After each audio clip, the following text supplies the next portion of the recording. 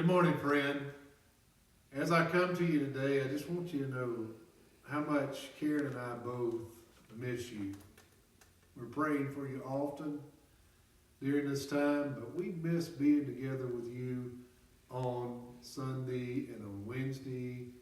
And we just miss seeing your beautiful face and hearing your beautiful voices as they are lifted in worship to our Lord and Savior, Jesus Christ. You know, we are the church. We know that this building is not the church, but when we're able to come together as the family of God, there is something wonderful about that. And I can't wait to get back together with you very soon to lift up our Lord and Savior, Jesus Christ, and worship Him together. You are so dear and near to our hearts. We love you. We miss you. We're praying for you. If you need anything in the world, you can just call us, no matter what. You have Karen's number, 573-721-4911, or my number, 573-721-7716. And we'd love to talk to you, pray with you, help you through anything that you're going through. We just love you, friend, and we want you to know that this morning. Today, we're going to be looking into the Word of God at the question of restoration or regret. Restoration or regret. Some years ago, myself and a friend of mine, we put on a two-person play during the Easter season. The title of that play was Two Faces in the Shadows. And the whole premise or the whole setting for that play was a fictitious conversation that could have occurred between the Apostle Peter and Judas Iscariot in the upper room after the death of our Lord and Savior, Jesus Christ. During that conversation, they wrestled with the question of restoration or regret because they knew that both of them had sinned against our Lord and Savior, Jesus Christ. Today, my friends, I want you to know that we have all sinned against our Lord and Savior, Jesus Christ, and we all wrestle with that question, whether we're going to receive the restoration, forgiveness, and love of our Lord and Savior, Jesus Christ, or are we going to walk around with the regret of sin in our hearts, in our souls? And are we going to turn that regret in upon ourselves and allow it to destroy us? Because you see, when you look into the life of the Apostle Peter and Judas Iscariot, the only difference between those two men is this. Judas Iscariot did not receive the forgiveness and the grace of our Lord and Savior, Jesus Christ. He chose to wrestle with his regret. The Apostle Peter, he received the grace and the forgiveness of Jesus. And he was used by God in an amazing and wonderful way. Today, I want you to know God wants to use you. God wants to give you restoration. And He wants you to release regret. And if you'll do that, you will see the love and the power of God flow through your life in a way that you never have. Won't you turn it over to Jesus today? Let's pause and read from John chapter 21 together, in verses 15 and following. It says, "When they had finished eating, Jesus said to Simon Peter, 'Simon, son of John, do you truly love me more than these?' 'Yes, Lord,' he said. 'You know that I love you.' And Jesus said, 'Feed my lambs.' Jesus again said to Simon, son of John, 'Do you love me?' 'Yes,' he answered. 'You know that I love you.' Jesus said, 'Take care of my sheep.' And the third time he said to him, 'Simon, son of John, do you love me?' And Peter was hurt because Jesus asked him a third time, 'Do you love me?' And he said, 'Lord, You know all things. You know that I love you. And Jesus said, feed my sheep. I tell you the truth. When you were younger, you dressed yourself and you went where you wanted. But when you're old, you will stretch out your hands, and someone else will dress you and lead you where you do not want to go. And Jesus said this to indicate the kind of death by which Peter would glorify God. And then he said to him, follow me. Let's pray together. Father, today I ask you just to be with each and every person that's with us, worshiping you in spirit and in truth. And Lord, I ask you just to help us all to receive your grace and your mercy and your love today as we realize that yes, we have all sinned. We have all fallen short of the glory of God. But Lord, you have provided the sacrifice for our sin. You have been resurrected for us. And Lord, if we'll just accept you as our personal Lord and Savior and ask for your forgiveness, you will forgive us, make us right with you, and you will use us mightily in this world for your glorification. Lord, I love you, and I ask you just to have your way in this time of study. Help us just to worship you. Help us to submit to you. Lord, we love you. It's in the name of Jesus I do pray. Amen. Today, as we begin to look into the Word of God, we are indeed going to be looking at the life of the Apostle Peter and Judas Iscariot. And as we look into their life, we see the reality of sin. Both of these men sinned against the Lord. Judas Iscariot sinned against God. In Matthew chapter 27 and verses 1 through 3, it says, early in the morning, all the chief priests and elders of the people came to the decision to put Jesus to death. They bound him, led him away, and handed him over to Pilate the governor. And when Judas, who had betrayed him, saw that Jesus was condemned, he was seized with remorse and returned the 30 coins to the chief priest and to the elders. Now, Judas betrayed Jesus for 30 pieces of silver. That's what the Word of God tells us. He betrayed Jesus for these 30 pieces of silver because he valued money more than he valued Jesus. He was indeed a slave to money, and greed was his master. I tell you the truth today, that Judas was not a servant of Jesus. He was a slave to greed. And because he valued this money more than Jesus, he said, give me the money and I will do something great with it. Give me the money and I will put it in my pockets. Give me the money and I'll be richer.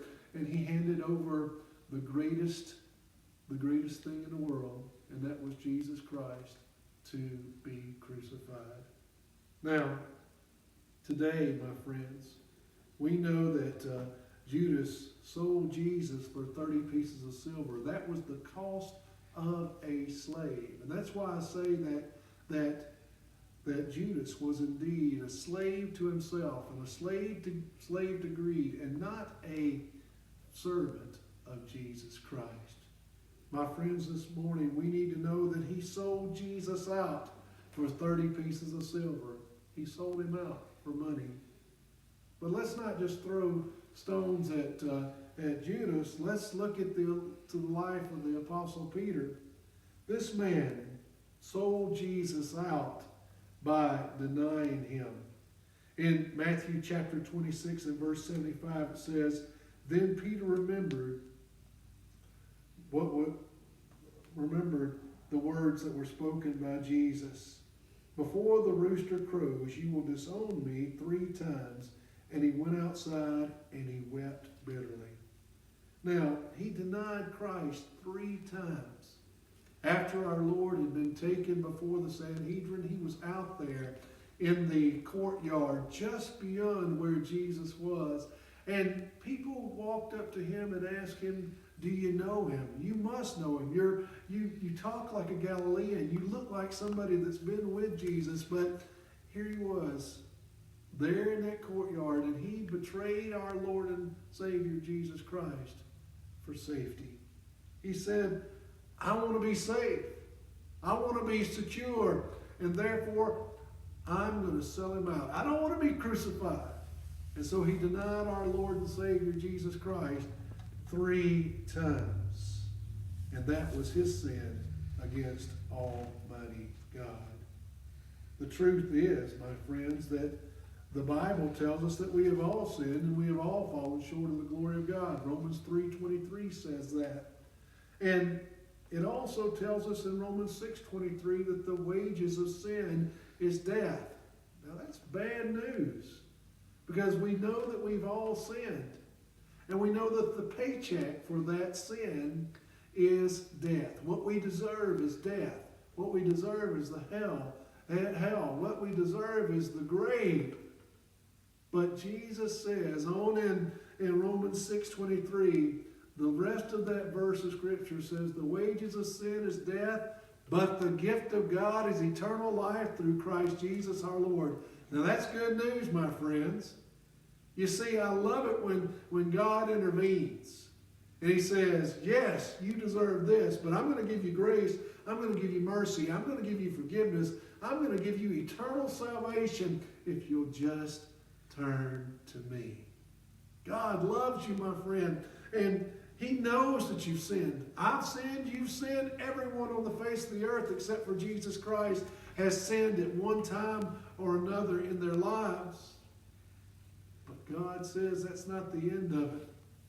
The wages of sin, the paycheck for sin is death, but I want to give you the gift of God, which is eternal life through Christ Jesus our Lord. My friends, this morning, not only did Judas sin, not only did Peter sin, but we have all sinned, and we have all fallen short of the glory of God. So we see the reality of sin. But then let's see, secondly today, the response to sin. Now, if you look into the life of Judas and the Apostle Peter, you will find that both of them had remorse. They were both sorry for their sin. In Matthew chapter 27, in verse 4, listen to what it says. I have sinned, he said, for I have betrayed innocent blood. What is that to us? They replied. That is your responsibility. Now, as you look into the Word of God, you'll see that after he betrayed Jesus for those 30 pieces of silver, he came to himself, so to speak, and he realized that Jesus was going to be crucified. He was condemned. He was going to be killed because of something that Judas had done, and because of that, his heart was gripped with regret, and he was remorseful for that sin. So he goes and he tries to make what he's done right. He goes back to the temple, and he talks to the chief priest and the elders, and he says, look, I have sinned. I've done something wrong. Jesus has done nothing wrong. These charges that you have trumped up against him, he's not guilty of any of them. Let him go. Here, I'll even give you the 30 pieces of silver back. I'll give you this money back so that you can release Jesus and we can go on our way and everything will be okay.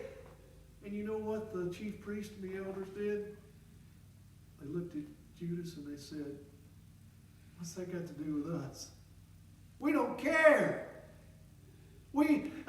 It's your responsibility. It's on your head. This man is going to die, but it's not our fault. It's yours. Here he was.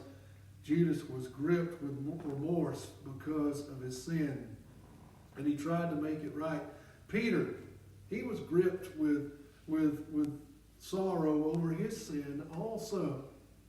says that in the Word of God, after he had been out in that courtyard and he had denied Christ that third time, the rooster crowed, and he remembered the words that Jesus said to him in the upper room: before the rooster crows, you will deny me 3 times. And remember what Peter said? No, Lord, I'm not going to deny you. There's no way that that's ever going to happen. All these other yahoos, they may leave you. Especially that dude over there named John. He's going to leave you, but I won't leave you for anything. They can put me to death. And Jesus says, you don't understand. It's going to happen. You're going to betray me. You're going to deny even knowing me. And that's the way it's going to be. When he found himself denying him that third time, and he heard the rooster crow, it says in the Word of God, he went out of that courtyard and wept bitterly. He cried like a baby. More than crying like a baby, he wailed like someone who was mourning the death of a friend. He was sorry for his sin. Both of these men had regret for their sin. In Matthew chapter 27, again, in verse 5, it says, so Judas threw the money into the temple and left, and then he went away and hanged himself. Listen to what he did. He went and he tried to make it right. When they wouldn't listen, he said, I don't care if you take the money or not. And he just threw it into the temple. He ran away and he took a rope and he hung himself from a tree and he died because of his regret. He took all of that shame that he was feeling. He took all that sorrow. He took all of that regret, and instead of giving it to Jesus, instead of turning to God with it, he turned it in on himself, and it destroyed him. Peter, he wept bitterly, as I've already told you today, but he also felt a sense of shame. Over in John chapter 21, you can see this very, very clearly in verses 1 through 3. It says, afterward, Jesus appeared again to the disciples by the Sea of Tiberias. It happened this way. Simon Peter, Thomas called Didymus, Nathanael from Cana in Galilee, and the sons of Zebedee and the 2 other disciples were together. I'm going out to fish, Simon Peter told them. And they said, well, we'll go out with you. And so they went out and got into the boat, but that night they caught nothing. Notice what's happening here. This is the 3rd time that he's going to meet up with Jesus. But after Peter had met Jesus twice after his resurrection, he said to the disciples that were around him, he said, hey, I've had enough of this. I'm going to go back to my old way of life. I was good at that. I was a good fisherman. I had my own business. I had my own boat and all of this. I'm going to just go back and do what I used to do. And the rest of the disciples that were around him said, hey, we'll go with you. And they went out and they got on the boat and they started to fish. Why would Peter do that? Well, he was feeling regret over what he had done to Jesus. He was still feeling that guilt, that shame that was there because he had betrayed our Lord and denied knowing him 3 times. And not only did Jesus know that, not only did he know that, but everybody else around him knew that he had done that. They knew he wasn't perfect, and so he lived with that regret. He lived with that regret. Now, this morning, let me tell you something. Every single one of us live with regret for our sin. I regret when I sin. You regret when you sin. if I sin, and when I sin, not if, amen, but when I sin, I feel regret and sorrow in my heart immediately. I don't get out of the room before I feel the conviction of the Holy Spirit, and therefore I start to regret my sin. Regret doing something that displeased my Lord and Savior, Jesus Christ. Today, let me ask you this. Do you feel regret? Do you feel shame over sin? If you do, I've got some good news for you. Jesus has a remedy for your sin. He has a remedy for your sin. Now, let's look again into the life of the Apostle Peter. Peter's gone out, and it's described for us over here in John chapter 21. He's gone out, and he's gone back to his old way of living. And as he's out there on the boat and fishing and doing all that he used to do, he's fished all night, and they've caught nothing. Sun's coming up. Somebody on the shore yells out to him, "Hey! Did you catch anything?" Peter stands up at the front of the boat. "No, we didn't catch a thing. Thanks for asking." And then, as he goes back and he's working with the nets, he hears that same voice saying, "Oh, throw your net on the right side of the boat and you'll catch some fish." I can just see Peter turning to the rest of the disciples and say, "Hey, he's mashugana. He's crazy. What's wrong with him? What's wrong with him? He doesn't know anything about fishing." "Okay," he yells back, "we'll do it just to please you." And he throws that net on the right side of the boat, and they start to haul it in, and it says in the Word of God that there's 153 fish that they catch just with one cast of the net. It's a miracle. It's a miracle that they caught that many fish, but it's a miracle too that the net doesn't break.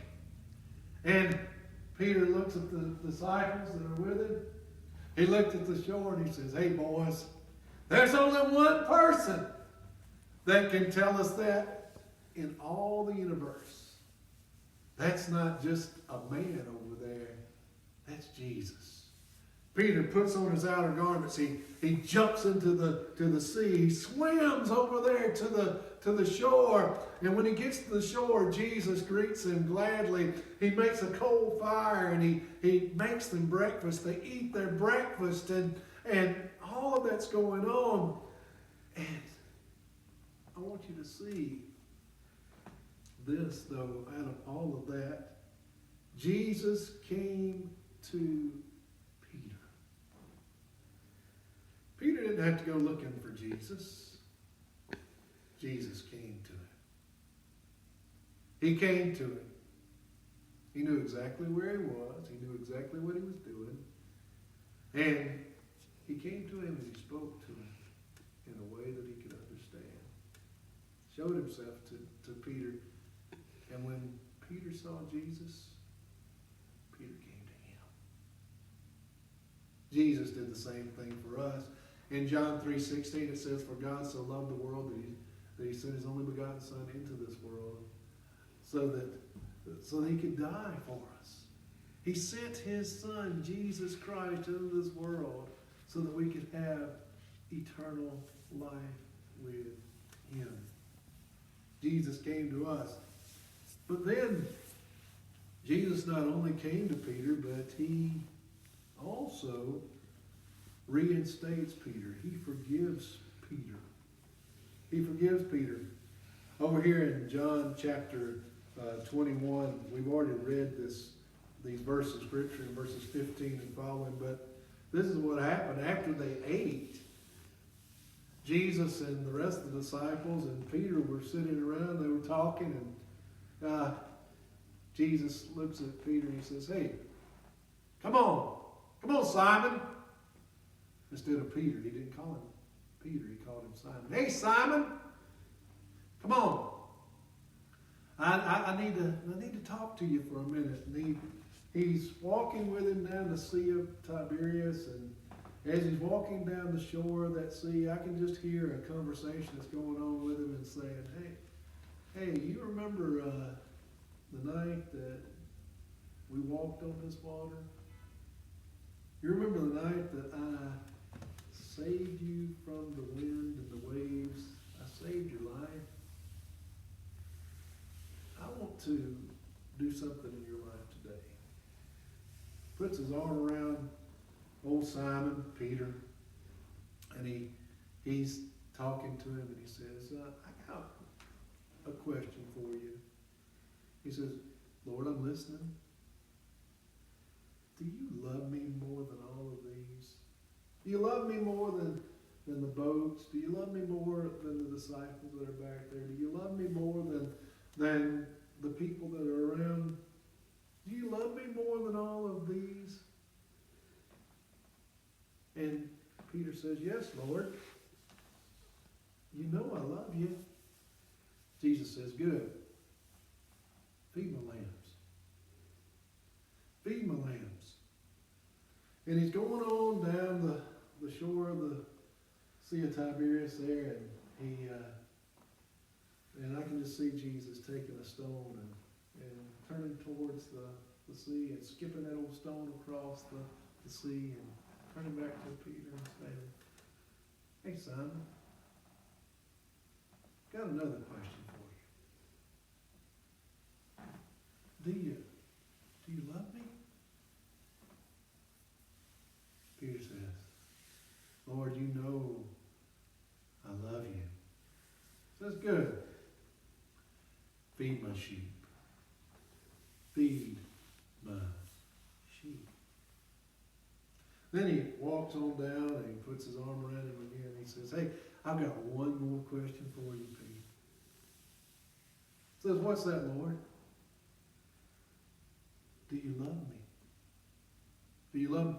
And it says in the Word of God that at this, Peter's heart broke because he'd asked him a third time. Why would it break? Well, he remembered that he had denied Jesus 3 times. And Jesus says to him that third time, "Do you love me?" And Peter says, "Lord, you know all things. You know I love you." He says, "Good. Feed my sheep." You know what he was doing there? He was forgiving Peter of that sin, but he was also telling Peter something else. Boy, it's been long enough. You've been wallowing in that regret too long. Get up and get back to work. Don't carry that guilt and that shame around with you anymore. Get back up. Do what I've called you to do. Do what I made you to do. Get up and feed my sheep. Disciple my lambs. Feed my sheep. Be that leader that I've called you to be. There's grace and there's forgiveness. And you know what old Peter did? He received it. And our Lord and Savior Jesus Christ used Peter mightily because of that. The truth is that we as human beings sometimes stand in the way of us fulfilling God's purpose in our life because we won't let go of regret. We won't let go of shame. Truth is, we've all messed up. We've all sinned. We've all fallen short of the glory of God. The question is now, what are we going to do with it? We're going to carry it around with us, hold it against ourselves for the rest of our lives? Or are we going to turn to Jesus and say, Lord, I agree with you about that sin. It was sin, and I'm so sorry for that. Now I'm going to turn away from that sin, and I'm going to do what you called me to do. If you'll do that, you know what the Lord will do? He'll forgive you of your sin. He'll wash you clean. And he'll use you mightily. The question of the hour is, restoration or regret? Which will it be? Today, I want you to know again, Jesus loves you. He died for you. He was gloriously resurrected. And he is alive today. And because he is alive today, we can have victory over death, hell, and the grave just by turning to it. Won't you turn to Jesus today? Give him your life. Give him your heart. Give him your soul. Give him everything. And you'll be glad that you did. Come to Jesus today. Let's pray together.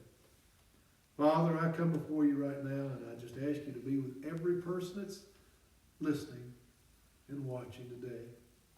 I ask you to help us all just to turn to you and walk in restoration, forgiveness, and love.